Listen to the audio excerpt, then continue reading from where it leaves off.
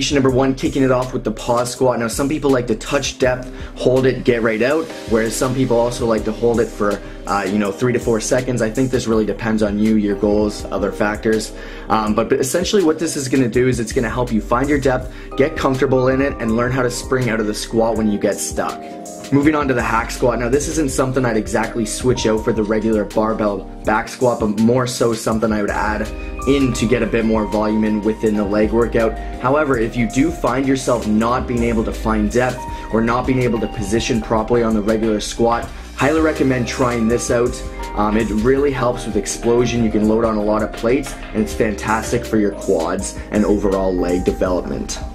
Variation number 3, we've got the safety bar squat. Now this is an awesome alternative to the conventional front squat. It takes a lot of tension off the spine, and it actually places it more forward on your body, forcing you in an upright position. A lot of you guys were commenting on our latest video about, potential wrist pain on the front squat, so highly recommend trying this out. It is an awesome alternative to substitute in. If you have the opportunity to try a safety bar, try it out, let us know how it goes, and enjoy.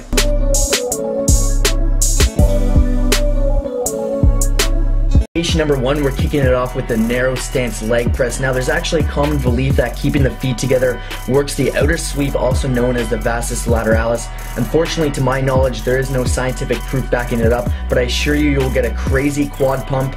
And this exercise is just fantastic to substitute in if you would like to try it out. I'd love to hear what you think. Moving on to some slow negatives. Here you're going to be working on the time under tension and really focusing on getting a 3-second descent while doing this exercise. You want to make sure you're driving harder to the bottom.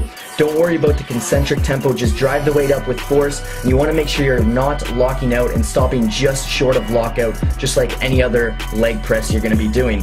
Moving on to the single leg press. So chances are you may have an imbalance between your left and right sides, where one side is bigger or stronger than the other, and this is actually very common with a lot of lifters. But by doing single limb exercises such as the single leg press, you're going to be forcing each side to perform an equal workload, and this is going to help you develop balance and proportion between the left and right legs. We highly recommend you adding these into your routine and trying them out.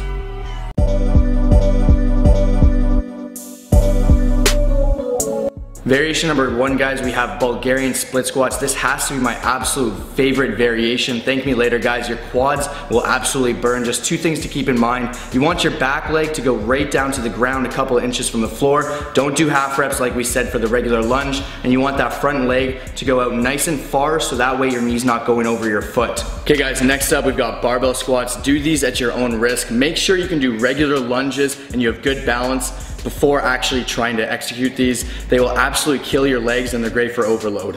Variation number 3, guys, I want you to have fun with it. So you can go backwards with your lunges, you can do walking, you can do sideways. So many people, including us in the past, have absolutely hated lunges because we think it's too hard, we can't get the hang of it. But have fun with it and make sure you guys find a way that'll actually make you want to do it and enjoy it, and let us know how it goes.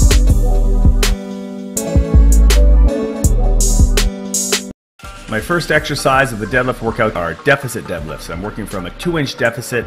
I did my warm-ups and worked up to 365 pounds here for 6 sets of 3 reps.